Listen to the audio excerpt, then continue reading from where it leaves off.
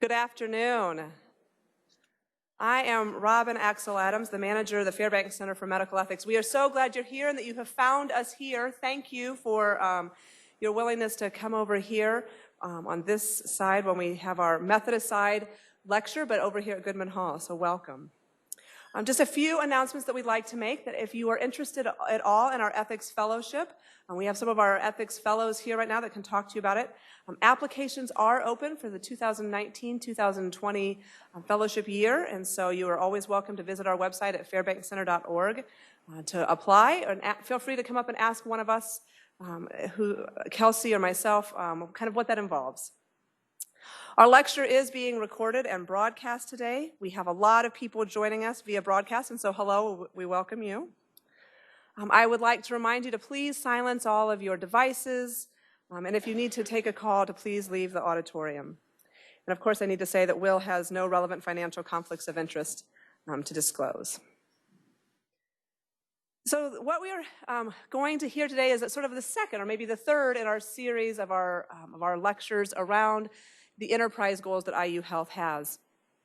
2 months ago, we heard Kevin Armstrong introduce the enterprise goals to us, and last month we heard about our smoking cessation and the processes around that for the legislative processes. And today we're going to be talking about mental health.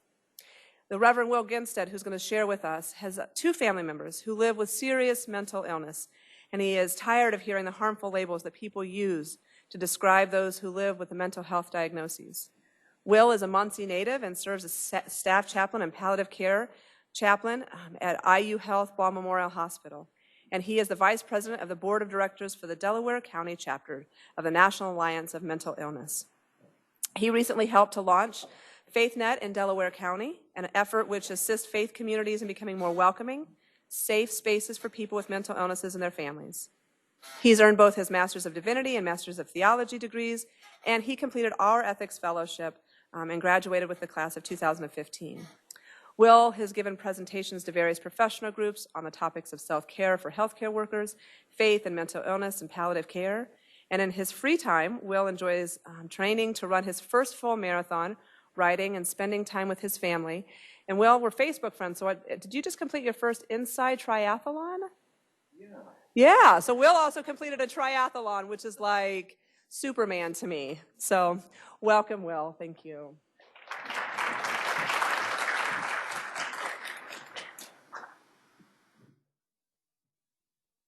Well, thank you for that really generous introduction. It's always awkward to write those things about yourself in the third person. So again, thank you for making time to be here. And it's great to be back in a place that taught me so much about myself and about the world and about serving other people. I have already broken the PowerPoint. Wait. And I am not probably helpful. Yeah.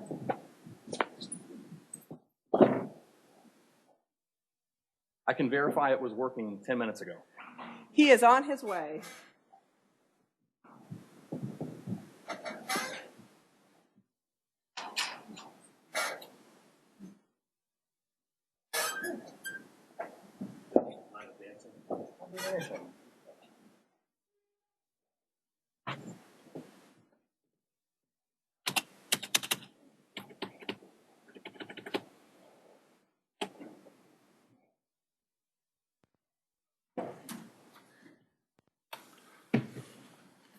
Good jokes, or? I really can't. That's all right. My skills are limited to running and presenting.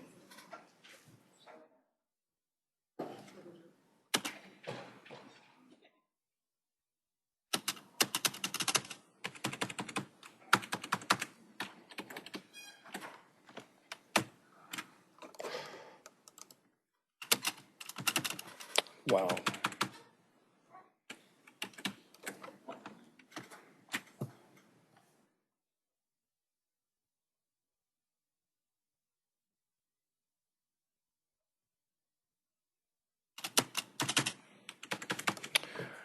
Going to have to do a reboot. It may take a couple minutes.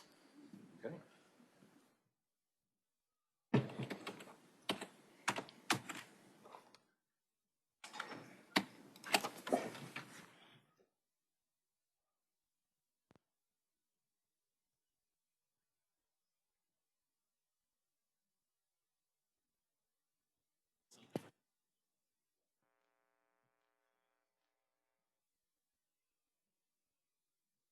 I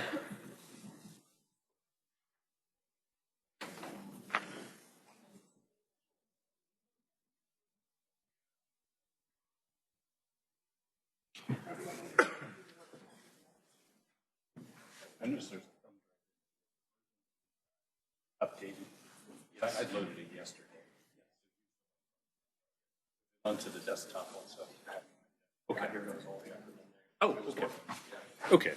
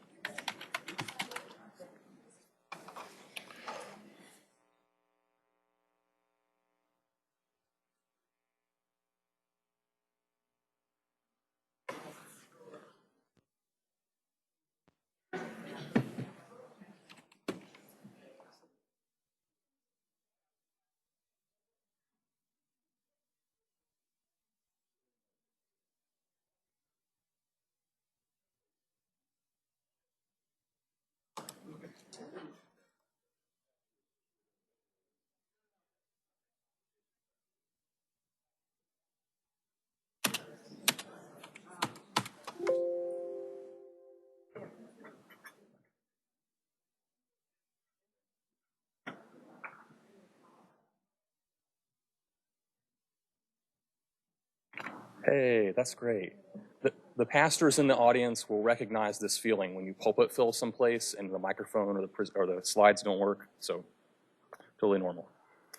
Again, thank you for being here. Thank you for thinking this is worth your time to come and hear me talk about this. I'm not sure I have something completely revelatory or new today, but something I think that's very important to how we interact with people.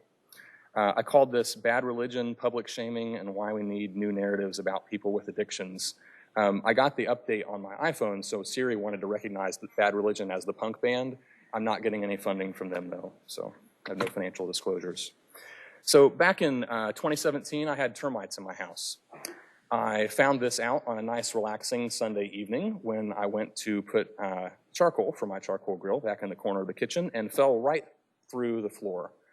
That little pile of stuff there used to be my floorboards, and that right there is dirt underneath my house. So the house we live in is over 100 years old.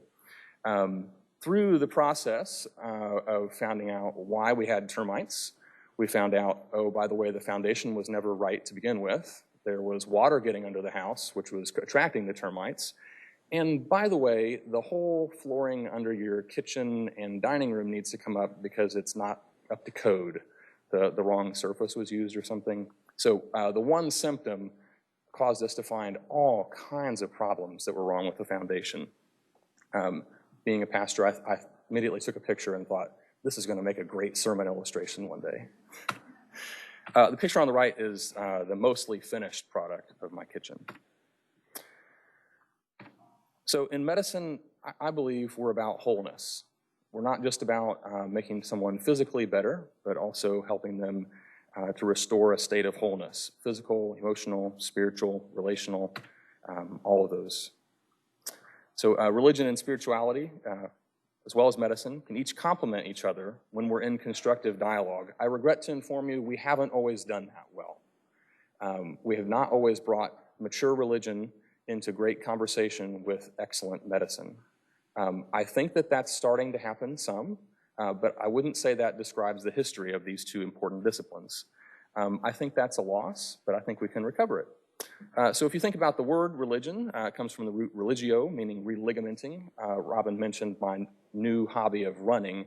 So when I first started out, I learned you have to stretch before and after you run. This may not be new information to you, but it was to me that I actually had to do this, and I wound up with IT band issues along my knee, and it caused all kinds of pain and frustration for another month or so. So the knee joint, there's two kind of things that wouldn't normally go together.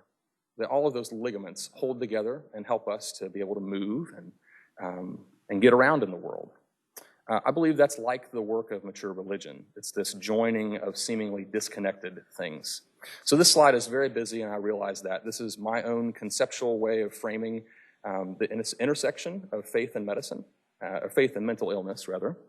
Across the top is this spectrum of ways that I think about the way that our clergy and faith communities talk about faith and mental illness. Everything from silence to positive and advocating.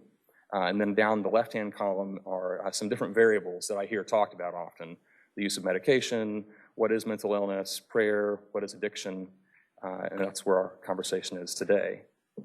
Often, we hear people in this positive yet abdicating role, so right in the middle of the table here, where they understand that addiction has some psychological components to it, but often have no awareness of medication-assisted treatment or what makes good medication-assisted treatment and not so good medication-assisted treatment, and perhaps over-rely on AA and NA, and again, a whole spectrum of beliefs and attitudes there.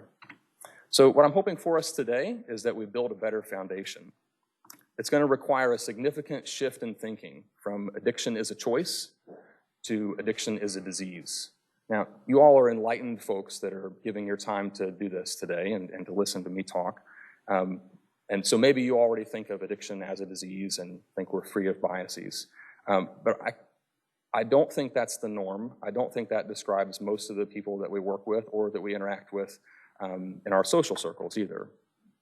Both spiritual care and healthcare have this shift to make. I think that we're just starting.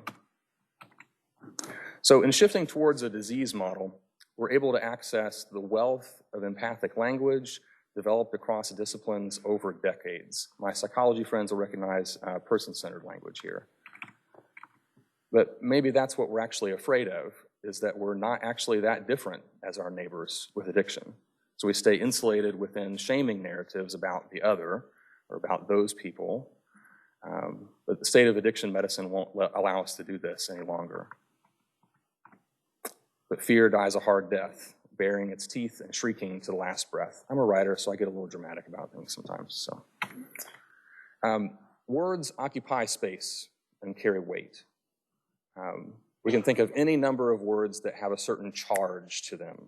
When you say this word, it automatically evokes this emotional reaction. Our words and our stories, those are the tools we use to shape reality. So thinking of people with addiction, I thought of it as a downward spiral. There's this social stigma, of course, with addiction, which people then further internalize as feelings of worthlessness. Everyone around me thinks I'm a mistake, so I must be a mistake, which then yields these behaviors that are associated with substance use, which then yields more negative comments from family and often from clergy. Negative statements from clergy get internalized as negative religious coping. So it's a little different and worse than negative comments from everybody else. This yields, of course, more behaviors associated with substance use disorder, which yields more stigma. And you can see this is not good for anybody. So we need a divorce. We have to divorce action from identity. Often, clergy, like me, have settled for being the belief police or the behavior police. That's kind of an underselling of our role, I think, not the fullness of what we could do. I'm drawing here from Christian theology just because that's my native language. There are certainly many other resources of positive language, but think of this Latin phrase, imago Dei, or made in the image of God, that Christian folks talk about sometimes. What if we talked about original blessing or original blessedness rather than original sin, which is what most of us, I think, we're taught as the norm in Christian theology. But there's an inherent spiritual harm in saying, at your core, the deepest part of who you are, there's something missing. I believe that's a spiritual harm. I always want to do a German accent when I read this quote from Luther, but I won't do that for you. So Luther, of course, big on original sin. Humans are like piles of manure covered over by Christ. Calvin, total depravity. I'm summarizing greatly here, so please, the clergy in the audience, be kind to me in the Q&As. But despite these 500 years of advancements in science, medicine, everything, our pastoral theology still looks a lot like it did a long time ago. But what if we went to a doctor and said, you know, the reason you have this addiction issue is that you have too much blood, so we need to do some bloodletting. Or there's an imbalance in the amount of phlegm versus bile that you have, and so we're going to do this, and you're going to eat this. You would look at that person and think, what? What are you talking about? That's ridiculous. We don't think that way anymore. Positive anthropology, I believe, can be a rich theological resource that motivates and informs our pastoral care to people living with addiction and or mental illness. So the belief that at your core, the deepest part of who you are, you're loved by God. And nothing can change that. Nothing that you do or nothing that you're diagnosed with. So even like in 12-step groups, you'll kind of stereotypically hear people say, hi, my name is Will, I'm an addict, or something like that. What if instead we said, I have an addiction? I believe our I am statements are actually very important statements about who we believe ourselves to be and about reality. So again, recall that downward spiral of stigma that gets internalized and then yields more negative comments. Language has the power to shape how we perceive ourselves, the world, our relationships with other people. And our I am statements are not to be made lightly. I really try not to introduce myself as I am a chaplain because I work as a chaplain. This is my job. I am something much more than my job, no matter what that is. You'll hear some common narratives about people with addiction. That addiction is a character flaw. That often takes the shape of the crime and time narrative. Well, you got busted for possession, so you got to do this punishment. That's just the way it is. Or the addiction costs narrative. I think this one is actually a little more insidious, and I think we hear it actually more and more often now, that rationing and merit narrative. There was a story, I think, a couple years ago about a county in Ohio that was trying a 3 naloxones and you're out policy, which is just, it just tears my heart open to hear that. But it's just this symptom of how exasperated people are with our current addiction crisis. And then it gets internalized as the never enough narrative. Addiction is my lot in life. I'll never have the right insurance. I'll never have the right support. I'll never have the motivation to get clean, so on and so forth. Again, our words occupy space and they carry weight. We need narratives about people with addiction that reinforce human dignity and wholeness rather than undermining it. So, quiz time. Identify the following. I wanted to find like catchy music to put here, but that's beyond me. What's that? Flank steak, yeah, looks good too. What's that? Cow. So, steak, cow, or calf. What's that? Pork, pulled pork, yeah. What's that? Could you feel the energy in the room like cringe there for a minute because you knew it was coming? Yeah. So we used our words, our narratives, to give ourselves moral permission to take a certain action. We changed the name of something to say, this is now food. It's okay to eat that. We need a certain amount of this ego thinking, this binary, in or out, us or them, to be able to survive in life. But it's not the extent of the fullness of what we could be as human beings. It lacks imagination. It lacks empathy. The in versus out narrative. Those people with addiction, those addicts do this. The patient is an IV drug user, things like that. And also the healer and the wounded narrative. Now this one's a little more tricky because it sets us up to where the patient has a problem and I'm here to fix the problem. But what's kind of on the other side of that is this belief that we're just human beings. Both of us, we're human beings. We both have things that we're working on. This person just happens to have a lot more of them, and it happens to be my job to care for them. So identify the following. This is a young man named Josh. He and his friends live in an abandoned church in Philadelphia. This was out of the taken out of one of the Philadelphia papers out there. When I look at this picture, I feel incredibly sad. Not just because this is a person struggling with something very deep and personal and tragic, but also I think, oh, that we were so close to making this place of healing a place where these people could have gotten help. So we used our narratives to give moral permission to take certain actions. Public shaming is alive and well today. You may look at a picture like this of this gentleman in the stocks in the town square and think, oh, that's really not how we do things anymore. We don't have a stocks in the town square and things. But I'd like to kind of argue that we do have that. Yeah, and you can think of even the crucifixion of Christ as an act of public shaming if you choose to. We have Twitter. By the way, the shaming that happens on Twitter or on Facebook lasts forever. You don't go to the town square, sit in the stocks, and then leave and get restored to the community.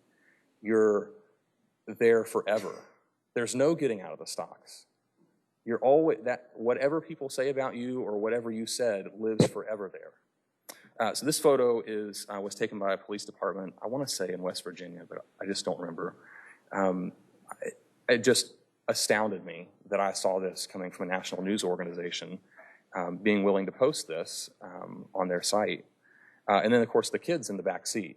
An earlier version of this photograph did not have the kids' face blurred. I chose not to use that one. So, but if you're in the narrative of crime and time, it makes complete sense to do something like this because you're trying to show people how bad addiction is, where addiction will lead you. But, you know, this was 3 years ago, 2 years ago, and our addiction crisis is not markedly better, I don't think. So we need a new narrative about these people. My own home county, Delaware County, is kind of great place to read the Busted page on the Star Press website. I particularly dislike this. I don't know if the Indy Star does something similar, but it's all of the arrests that were done over the previous 24 hours are logged on the Star Press website. The narrative that controls that, though, is anything that's breaking a law. So suppose you were arrested for possession of a substance, your name's going to be listed right next to someone with domestic assault or homicide. The narrative is all of these things are the same. So again, recall that downward spiral. The social stigma we live under, it gets internalized as feelings of worthlessness, which leads to these ongoing behaviors associated with substance use, which yields more negative comments from family and community, especially from clergy. It's internalized as negative religious coping, which yields more behaviors associated with addiction. Anybody ever heard the phrase, "You gotta let them hit bottom"? Yeah, lots of heads nodding here. I think just like my colleague Jim Reiser did, that you can bring bottom up. We don't have to wait. There are plenty of people I've talked to, and in my mind, they're a long way past bottom, you know, but to them, they're not even close. I don't think we have to wait. So again, recall these kind of dominant narratives that we hear now: the crime and time narrative, the rationing and merit narrative, or the never enough narrative. Side note, people living with addiction already live under an avalanche of shame. They do not need or want you to add anything to that. You do not have to go in and remind them how terrible their addiction is, how awful their situation is, how much of your time they're consuming, on and on and on. They know, usually. So here's some my favorite negative statements from helping professionals. God never gives us more than we can handle. I just cringe a little bit when I hear that one. Usually it's kind of dismissive. There must be some reason this happened to you. That can take various different shapes depending on your background, clergy or psychology or medicine. At least you don't have cancer. Don't say that, please. God must be punishing you. You're an IV drug user, so that's a real quick way of making an identity statement about somebody. And because the helping professionals in the room stand in a position of authority, that gets internalized in a deep place in people, perhaps even without them realizing it. So again, we call that downward spiral.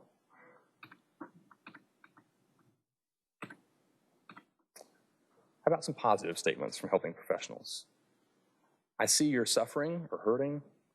We are going to walk with you through this. How powerful would that be to hear when you're in a crisis or when your addiction has left you on the threshold of needing a major heart surgery? Thinking here of like a counselor or maybe perhaps a clergy office visit. It seems this feeling is getting more intense since the last time we spoke. I recommend you see a professional counselor. I'll be glad to still be your doctor or your pastor and provide spiritual support to you still. So it's not a handoff. It's not a your disease, your addiction scares me, and so I'm going to get you to someone else who can help you. We need someone else, and I'll stay involved as well. Sometimes people with your condition feel they're the only one. You're not alone in this. So say this, not that. Stigmatizing statements from clergy are internalized as negative religious coping. So the belief that at one's core, one is unacceptable to God, unacceptable to community, unacceptable to something greater. As you can imagine, it's very difficult to build something on that bad foundation. Once you've had that message repeated of there's something missing, there's something wrong, it's almost impossible to build something positive on top of that. It's like the termites. Eventually, you're going to fall through the floor. On the other hand, affirming and supportive statements from clergy are internalized as positive religious coping, so helping to build a better foundation.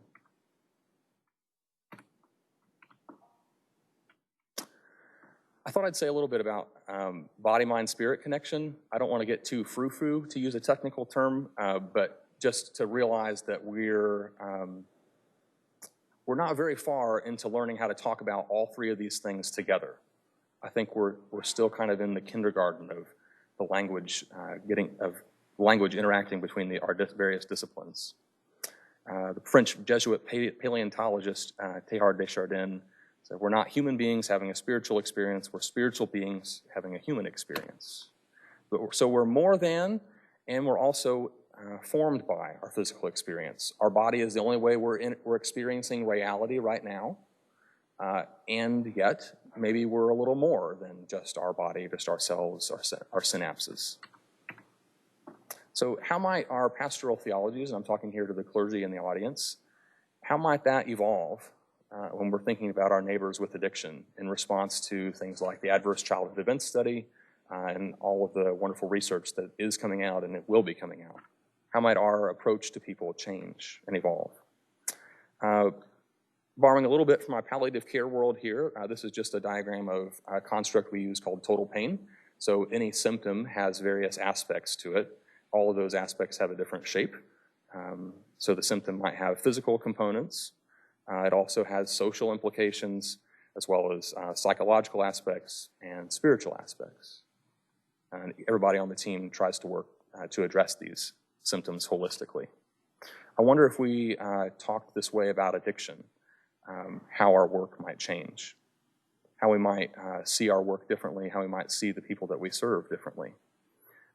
If we addressed not just the physical components of withdrawal, which are definitely there, but also the social relationships and the psychological functions that people have, as well as their spiritual well-being. Often I find that programs do one or two of these well, and the others not so well. I think in order for us to move forward, if we're going to have traction on addressing an addiction crisis, we're going to have to get really good at addressing all of these together. So addiction, I believe, speaks to a spiritual need. It's not only a spiritual need. Please don't hear me saying that. I gave another talk at Ball called Addiction as a Spiritual Disease. I don't think addiction is only a spiritual disease, but I think it has spiritual components to it. It's not separate from physical experience, but it is kind of intertwined. I think addiction can be understood as a broken connection. Again, recall the definition of religion that we talked about at the beginning and the great story I told about my knee pain. That when all the things around us that are joining these two seemingly opposite things together, when those aren't functioning well, of course there's going to be a broken connection. Of course that can't function well together. This is just a quote from Simone Weil in Gravity and Grace. She says, two prisoners whose cells adjoin communicate with each other by knocking on the wall. The wall is the thing that separates them, but it's also their means of communication. It's the same with us and God. Every separation is a link. If you've spent any amount of time talking in depth with folks with addiction, you'll often hear about this kind of spiritual pit that they feel inside themselves. And great quote to start a journal page with. That's just mind-blowing. So what would happen if we hung better labels over people instead of IV drug user beware, or difficult patient, or all the other ones we use? Oh, it worked. That's great. I'm so proud I found this and made it work. So my favorite book in the entire world is Charlotte's Web. You'll recognize Wilbur there, who's this pig who lives in the barn, and Charlotte, the spider, lives over him. And over the span of Wilbur's life, Charlotte helps Farmer Zuckerman to see Wilbur differently. Instead of the next hog in the smokehouse, he ends up seeing Wilbur as this great addition to his farm. He's radiant, he's humble, he's some pig, you know. How would our care for addicted people be different if we chose to speak differently about them? Or when we heard a colleague giving a report about a patient and it says, she's an IV drug user, say, I think you mean the patient has a history of IV drug use. I firmly believe it changes everything in how we think about people and how we approach them. Just to be blunt, addiction is not a choice. Back when I used to eat fast food, I would choose between a McChicken and a Big Mac. That was a choice. When I sit with people and I hear about how some of their earliest memories are burnt spoons on the coffee table and syringes, this does not describe an environment where addiction was a choice. This describes an environment where addiction is the norm. So I don't think choice is a helpful word that moves us forward in thinking about this. So again, here's my kitchen floor, my sad kitchen floor. If we're ever going to move this conversation forward, we have got to get to the bottom of all of the bad foundation. It would have been absolutely the wrong thing to do to get an exterminator and then fill this hole, right? Or to put new tile over it. That wouldn't have helped anything, you know, maybe for a year or maybe two. But in the end, it wouldn't have actually changed very much. Have to rip it all out. So just some very brief teaching on how our listening can affect people. Very simple empathic statements like, this must be so hard, or this sounds so overwhelming. That goes a long way, building trust with people, helping them to know that you see them as a person. How are you with this? Tell me about what you're thinking or feeling. And then attention. I can hardly overstate this lesson that Dr. Lemons gave to our CPE intern group when I was first here. He talked about a very difficult day making rounds, and where he and his resident were going to be talking with several families about whether or not they were ready to withdraw life support for their child. While they were in one of these conversations, the resident's pager rang. Without thinking, took it off his belt, looked at it, looked at the clock on the wall, and then put it back. The way that Dr. Lemons tells the story, in my memory, is that a year later, the family came back and they were going through the medical records with Dr. Lemons, and the father, who had not said anything this whole time, when they were flipping through the pages, said, "That's him. That's his name." I was very confused and said, "Well, what do you mean?" He said, "Well, we were standing there talking about how my child was about to die, and this person was looking at the clock." So that father interpreted that as lack of attention, that this conversation wasn't important. There was something more pressing. In reality, there were several other pressing things, but our inattention is noticed and goes a very long way. Conversely, our attention goes a long way too with people. Just a quick reminder to let your pager or your phone ring and square your shoulders. You would not believe how helpful it is. So my wife's recently become a nurse, and one of the things listening to her, hearing about people's pain, their physical pain that they present with, she'll ask, "Tell me where it hurts." And the nurses in the audience, of course, will recognize this. You ask someone where it hurts. "Oh, it's in my belly over my left side." "Oh, how long have you had that pain? Does anything make it better or worse? Did you eat something?" So more and more questions give us more and more clarity about what's causing the pain.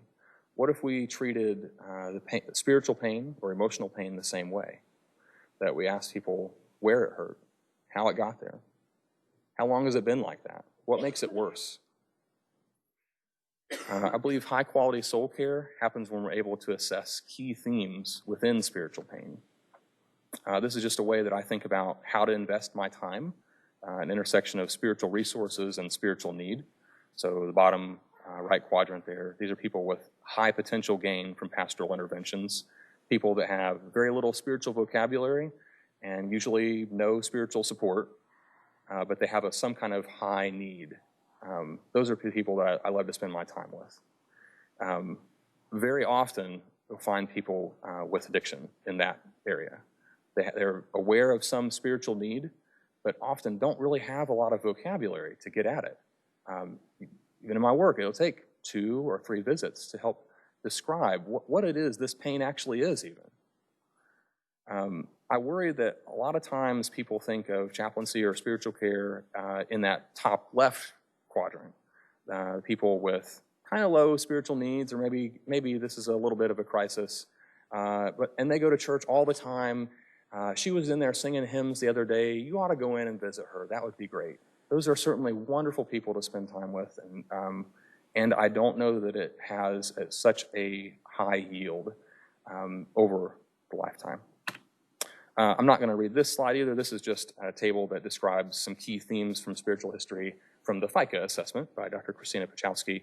I think that we have that in your goodie bag to go. So again, I won't read the whole thing. Often with people with addiction, you'll hear about this theme of abandonment by God or others. So statements like, "God's given up on me. If I went to church, the building would fall in on me."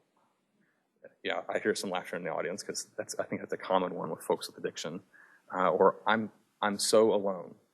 No one will even come around anymore. This is the 3rd time I've been in the hospital for this kind of infection, and my family says it's just part of my addiction. They won't come. The others. So again, taking that assessment and then thinking in a little more detail about how should we spend our time. Then briefly, I wanted to give a little commercial for the work we're doing with NAMI in Delaware County. I know often the flow of information goes from ND out, but I'd like to bring some of that information back. I'll not read it, but that's our mission statement that I'm quite proud of on the slides there. We're also engaged in a work with Dr. Bill Betts of the Ball State Counseling Center to address our mental health practitioner shortage in Delaware County. We have a very high need, but very low resources of people who are willing to work and to stay and invest in the community. So NAMI, IU Health, Meridian, Ball State, several other community partners are working together to address this provider shortage.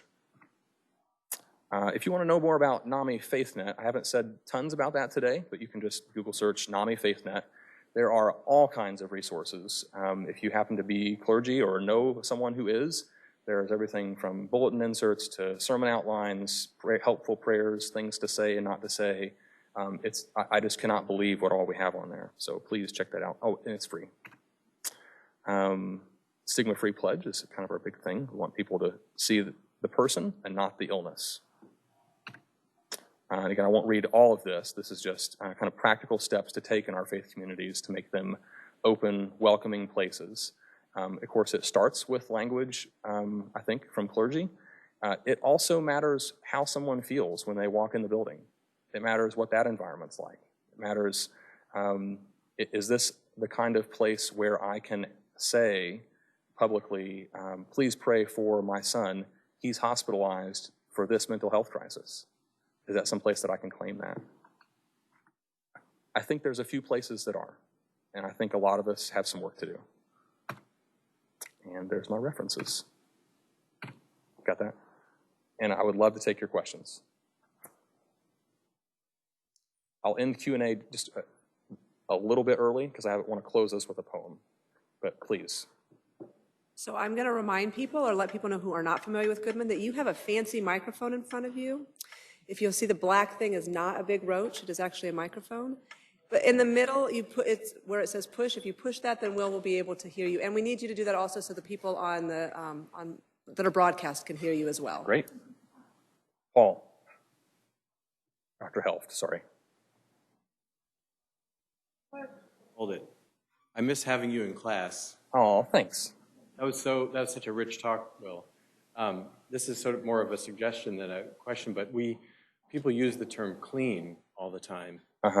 People with addiction. And clean is a word that has a very complex history, part of which actually goes back to, very early and old religious texts, and still, carries many of the same overtones and connotations. Are you referring to like ritually clean? Yeah. That kind of idea? Exactly. Yeah. So I wonder if we could add that to the pile of words that we should, dispense with. And how quickly that rolls off the tongue. John needs to get clean, right? But that has, we're not just talking about washing our hands and being sanitary. We're talking about kind of something deeper about their identity. Yeah, that's a great point. Thank you.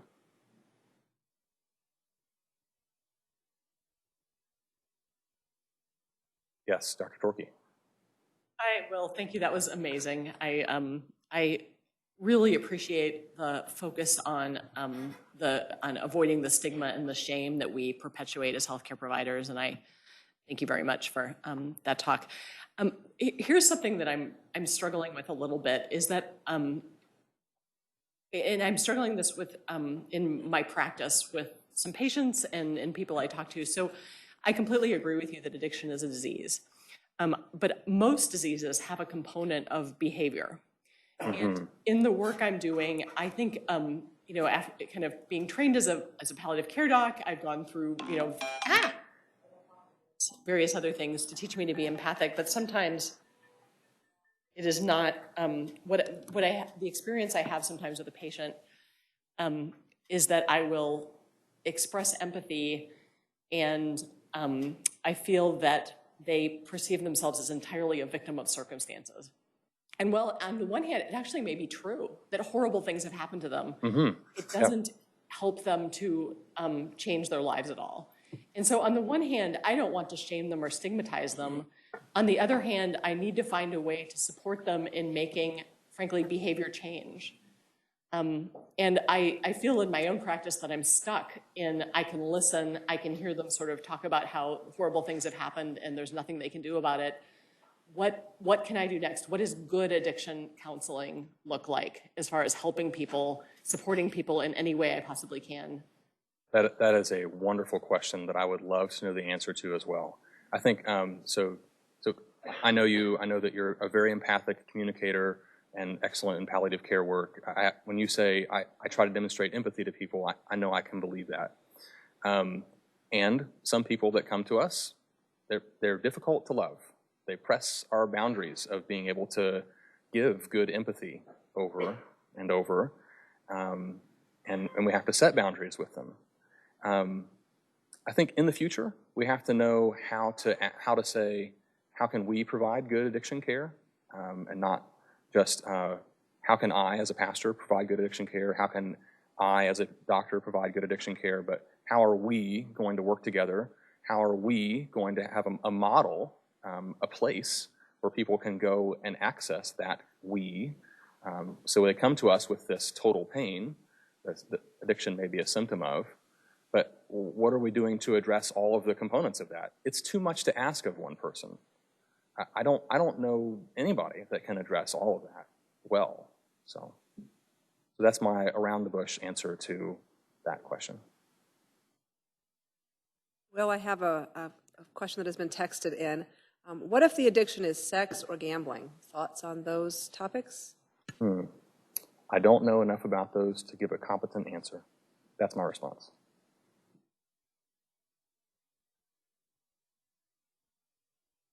But shame's never going to help anybody. The less you can add shame to somebody or take away that shame, the better it's going to be. But yeah, I don't feel educated enough about those particular addictions to give a good response. I work with individuals who have sexual addictions, and one of the things that I tell those individuals are, it's no different than alcohol or heroin or opiate addictions, in that it's all centered in the brain, and that the research shows that people who indulge in those behaviors do so to relieve the pain. So they do sometimes co-occur with alcohol and drug addiction, but really the reasons that people do who are addicted to pornography or sex, those reasons are across the board very similar. So when you're talking about sex addiction and pornography, people are doing that because they're in pain, just like people who are taking drugs. That's a powerful statement. Could you tell us your background? Are you a professional counselor or a psychologist or No, social I'm work? a licensed clinical social worker. Okay, wonderful, wonderful. Thank you. I'm glad you were here to share what you know. I think that there's a lot more stigma attached to sexual addictions, and there needs to be more education for all individuals about sexual addiction and the prevalence of pornography addiction right now because of its availability on the internet. So I think that that's going to be the next big explosion for us to handle in addiction. Yeah, speaking of difficult conversations and lacking language, often we struggle culturally with the language to talk just about sex, let alone addiction or these other things that overlay that. Yeah. You mentioned the ACE study, and in my work with people who are addicted to pornography or sex, a lot of it has to do with those adverse childhood experiences. So when we look at addiction, we look at the attachment theory, and we look at why these individuals are seeking to relieve that pain. So I think that that's really important. I love the statements that you made, is that you are not alone in this, and I feel your pain and your suffering. If more of us said that you're not alone, I'm here for you, that's probably the most empathic statement a person can make for someone who is suffering with addiction. Yeah, it rebuilds that connection, right? It rebuilds the connection around those two seemingly opposite things. Thank you. Can you talk a bit about the differences between guilt and shame? Sure. Especially as it pertains to trying to encourage someone to change. Sure. There's nobody that's written better about this, in my opinion, than Brene Brown. Oh, the question is, please differentiate between guilt and shame, I think. Yeah, we want to be the best we can to help them see how life can be better. Is that what you're saying? Okay. Yeah, again, there's no one that's written better about this than Brene Brown that's out there. So I'll just borrow from her work. She summarizes it as guilt runs the script, I made a mistake. Guilt is healthy. Guilt helps our society run well. Right? It helps us to stay within norms. Shame runs the script, I am a mistake. So the difference between I made a mistake and I am a mistake is a huge difference. So just think about those differences when you're with people and listening and responding. Yeah. Yeah, excellent question. Thank you. So I'm just curious, in your experience working with individuals and within systems, if you've ever been in a place where you go, wow, something's happening here that's really working, where you've seen either a team collaborating for the best interest of really good care for people who have substance use disorders. And if so, what is it about that that you think is making a difference? Mm-hmm. Yeah, I think you're asking, what does really good addiction care look like, and how do we replicate that everywhere? It's a model that you've seen or something that goes, yeah, that's where we need it. Sure. I don't know if I can make a global statement about that, but I can say in my own experience, most of my work is in the context of palliative care. Often, we have this kind of steady stream of people who come to a palliative care consult with this past history of addiction. Sometimes it's opioids. We have a lot of folks with alcohol addiction, so it's kind of always in the background. I don't know if that's unique to just my area in Muncie and Delaware County. Maybe it is. Maybe it's more. So I think anytime you have a table of people who can sit down with mutual respect for each other's various backgrounds and training and life experiences and talk about what does this person actually need? Do they even know what they need? What are their goals? Anytime you can have a system like that, it's going to work well. But again, it starts with that mutual respect, and it starts with a model where all those people can be in the same room at the same time in the same place. I don't know if our communities are quite set up that way yet. Yeah, and I imagine that a big component of that is also that those around the table, that we're finding our way to get to that place where we see individuals as the humans they are with a specific disorder and not a disordered individual. Like Right, that, right. That difference between the shaming and the guilt, like how we hold them in that space. Yeah, I think that's well said, and I don't want to paint it in unicorns and rainbows either. You know, sometimes in our palliative care rounds, we sit there and we get to a point when there's just this long, pregnant pause, and we think, okay, none of us know what else to do today. That's okay. We don't have any more answers right now.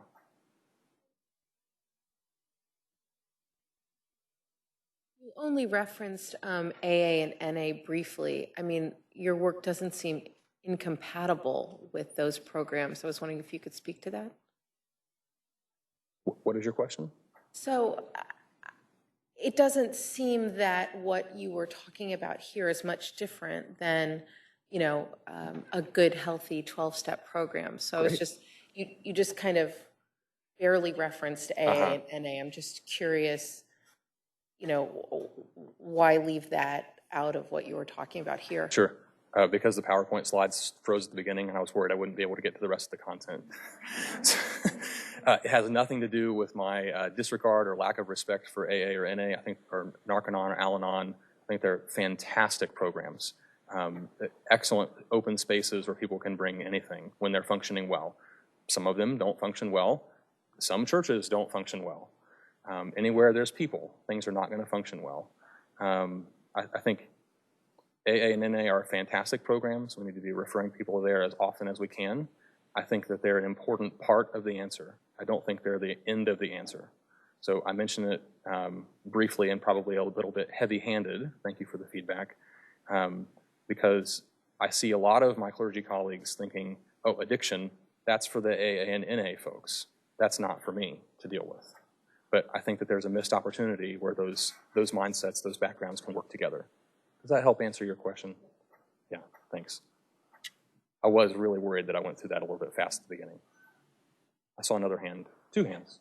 So I come to this as a nurse, and I've been, my career before I worked where I do now was all inpatient.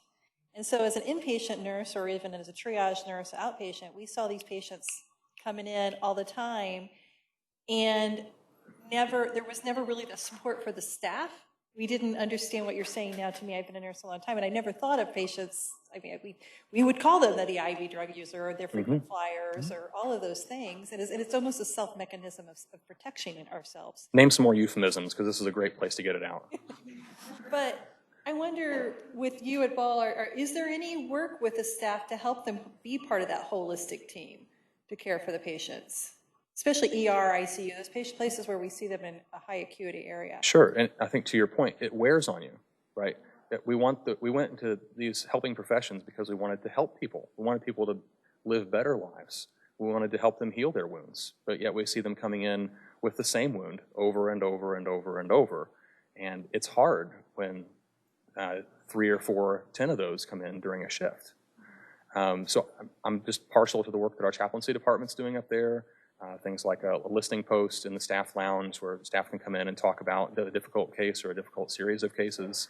I think resources like unit-based ethics conversations are a place where that kind of thing can happen, where even if it's not focused around one specific case, we can talk about the kind of patient that comes in with IV drug use and complications from that and how hard that is for us as a staff, and identify all the issues there. Does that help answer your question? Great. I'm going to close with a poem, and I'm glad to stay afterwards as long as people want to talk. Often I feel myself just weighed down by despair when I think about the state of addiction work and what the world might be like in the future. Well, I want you to have the last word. So I'm going to say for that slide that you had up there, you said that people can get on the way out. On the sign-in tables where you signed in, you can pick up that slide. Great. And if we don't have enough copies, email K-Montz, M-O-N-T-Z, and she will get you a copy of it. So that's K-M-O-N-T-Z if you don't happen to get one. Great. Thanks, Robin. So again, I feel weighed down by despair, and this is a poem that helps me not feel weighed down by despair when thinking about these things. It's called The Gates of Hope by Victoria Safford. Our mission is to plant ourselves at the gates of hope, not the prudent gates of optimism, which are somewhat narrower, nor the stalwart, boring gates of common sense, nor the strident gates of self-righteousness, which creak on shrill and angry hinges. People cannot hear us there. They cannot pass through.